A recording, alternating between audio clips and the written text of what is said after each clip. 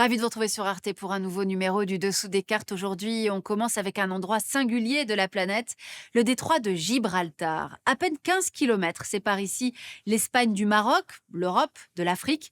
Et nous sommes, vous le voyez peut-être, à la frontière entre l'océan Atlantique et la mer Méditerranée. C'est l'un des lieux de circulation maritime les plus fréquentés de la planète. Le détroit de Gibraltar, par lequel je voulais commencer pour vous emmener en Espagne, ce pays européen si bien servi par la géographie, vaste territoire entre deux continents, deux mers, puissant également par sa langue, le castillan étant sa domination en deuxième position derrière le chinois. L'Espagne, un pays que les retournements de l'histoire ont pourtant conduit à une certaine retenue dans l'usage qu'elle aurait pu faire de sa puissance. Ainsi, aujourd'hui, Madrid apparaît comme un acteur discret des relations internationales. Essayons de comprendre pourquoi avec nos cartes. À la pointe sud-ouest de l'Europe, l'Espagne occupe une position géographique singulière. Au carrefour, on l'a dit, entre le continent européen et l'Afrique du Nord, qui sont donc séparés par le stratégique détroit de Gibraltar. L'Espagne partage la péninsule ibérique avec le Portugal, à sa frontière ouest. Le pays ouvre à l'est sur la Méditerranée, avec les îles Baléares. À l'ouest, sur l'Atlantique jusqu'à l'archipel des Canaries, et au nord, sur le golfe de Gascogne. Les Pyrénées délimitent la frontière terrestre avec la France. Au sud, l'Espagne revendique le contrôle de Gibraltar, une enclave britannique depuis 1713, et elle possède les villes de Melilla et Ceuta sur la côte marocaine, on y reviendra. Le territoire espagnol, plus de 500 000 km², est strié de nombreuses chaînes de montagnes, les sierras. Son climat aride et sa grande couverture forestière le rendent particulièrement vulnérable au changement climatique et chaque été, les incendies ravagent des centaines de milliers d'hectares de forêt. Avec 47,4 millions d'habitants, l'Espagne est le quatrième pays le plus peuplé d'Europe, mais loin derrière l'Allemagne, la France et même l'Italie. Comme ailleurs en Europe, la population espagnole vieillit, mais le solde démographique reste positif car le pays accueille un nombre important d'immigrés, marocains, roumains, britanniques et colombiens notamment. L'économie espagnole, la quatrième de l'Union européenne, est avant tout basée sur les services qui représentent 67% environ de son PIB. Le tourisme est le premier secteur d'activité espagnole en chiffre d'affaires et en emploi, grâce à la richesse culturelle et les innombrables plages qui attirent des touristes venus de toute l'Europe, allemands, britanniques et français sur le podium. L'ouverture sur le monde de l'Espagne est liée à sa géographie, mais aussi à son histoire, faite de brassage et de colonialisme, et c'est ce qu'on va voir maintenant. À partir de 711, la péninsule est en grande partie conquise par les Maures musulmans. Au cours des siècles suivants, ils y installent une brillante civilisation islamique à l'Andalous, dont la capitale est Cordoue. Chassés vers le nord, les chrétiens entreprennent alors la Reconquista. 8 siècles plus tard, elle s'achève avec la prise de Grenade en 1492 par l'armée des rois catholiques de Castille et d'Aragon. Les musulmans et les juifs sont contraints à l'exil ou à la conversion. En 1492 également, la couronne espagnole finance le premier voyage de Christophe Colomb, marquant le début de la colonisation espagnole du monde. Ainsi, vers 1547, regardez l'étendue de l'empire de Charles Quint, en Europe où il règne sur l'empire des Habsbourg, au Maghreb et aux Amériques. En 1580, l'empire de Felipe II s'agrandit vers l'Asie, aux Philippines.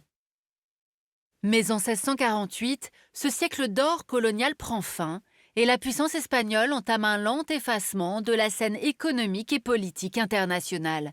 À la fin du XIXe siècle, c'est l'indépendance des dernières colonies espagnoles et la mainmise des États-Unis sur l'Amérique latine. Le Royaume-Uni, l'Allemagne et la France, puissances dominantes en Europe, se partagent alors l'Afrique. L'Espagne n'obtient qu'une portion congrue, le Rio de Oro, puis en 1912, un protectorat situé au nord du Royaume du Maroc par un accord avec la France. En 1923, après le coup d'État du général Primo de Rivera, l'Espagne se fracture entre forces révolutionnaires ouvrières et grande bourgeoisie contrôlant l'armée. En 1931 est instaurée la Seconde République. 1936, un soulèvement de généraux putschistes appuyés par l'Église et la grande bourgeoisie déclenche la guerre civile. Le général Franco, soutenu par l'Allemagne nazie et l'Italie fasciste, soumet l'armée républicaine après 3 ans de combat. Mais contrairement à Hitler et Mussolini qu'il soutient durant la Seconde Guerre mondiale, Franco reste au pouvoir à la fin de la guerre et ne le quitte qu'à sa mort en 1975. La répression est féroce, 200 000 morts et près d'un demi-million d'exilés politiques. Et dans les années 60, cette répression se concentre sur l'ETA, une organisation indépendantiste basque qui fait pression sur le régime par la violence armée. Après la mort de Franco, l'Espagne, mise au ban sous la dictature, rejoint tardivement le camp des démocraties occidentales. 1982, Madrid intègre l'OTAN et le Parti socialiste espagnol arrive au pouvoir. 1986, l'Espagne entre dans la communauté européenne. Les subventions vont alors métamorphoser le pays. La population se libère, à Madrid c'est la movida, une vague de changement parcourt la société et la culture espagnole. Alors aujourd'hui, où en est l'Espagne? Ancrage dans la démocratie, modernisation de l'économie, fin du terrorisme basque, rayonnement culturel.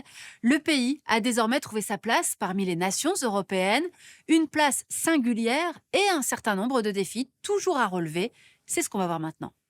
Depuis 2010, l'Espagne traverse une grave crise politique.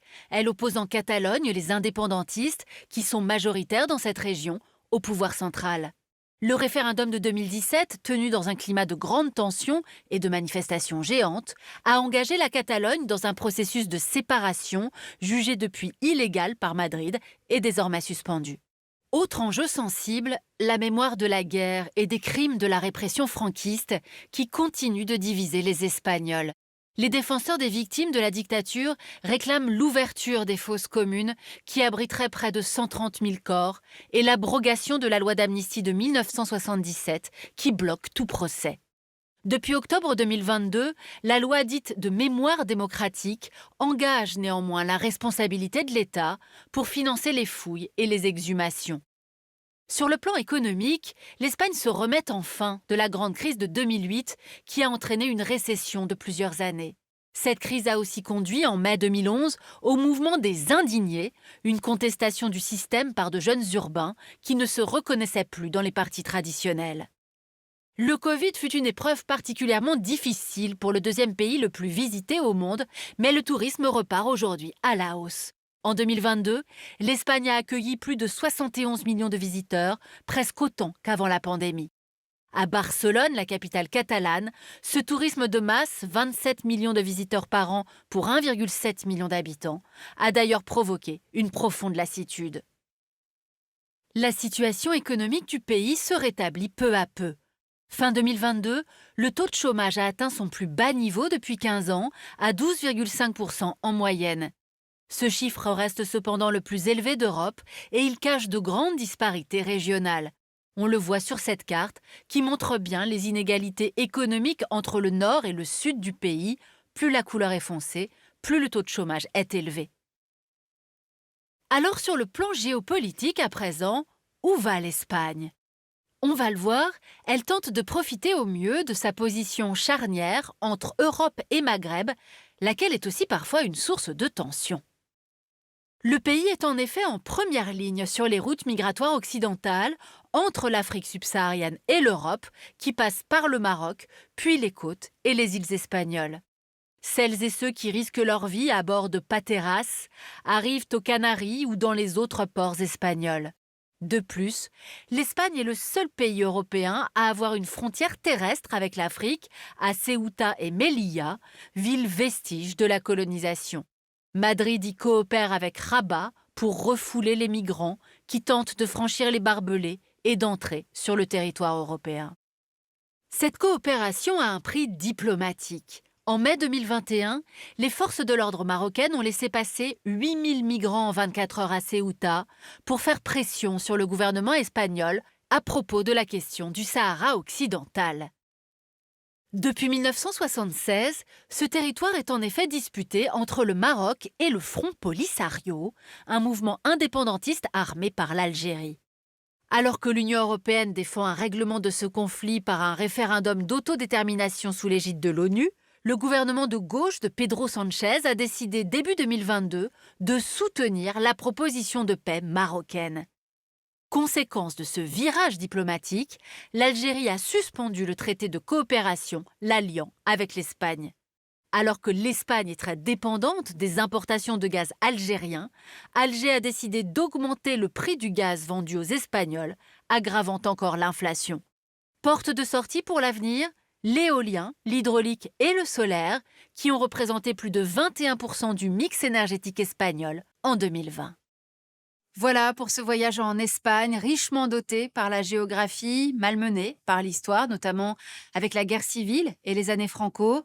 L'Espagne, une puissance comme retenue, qui pour peser davantage, notamment au sein de l'Union européenne, est en train de se rapprocher de son voisin portugais, en dépit de relations souvent houleuses par le passé. La preuve, cette photo où l'on voit au centre Antonio Costa, Premier ministre du Portugal, et Pedro Sanchez, le Premier ministre espagnol, en mars 2023, lors d'un sommet ibérique à Lanzarote, aux Canaries. Ils se sont notamment mis d'accord pour être à l'avant-garde en Europe des énergies renouvelables. Pour aller plus loin, cet ouvrage d'une spécialiste de la culture espagnole, Le traitement de la crise en Espagne, publié chez Atlante. Ainsi s'achève ce nouveau numéro du Dessous des cartes. Rendez-vous bien sûr la semaine prochaine, même endroit, même heure. Et d'ici là, n'oubliez pas notre site internet arte.tv où vous retrouvez l'ensemble de nos vidéos. À bientôt.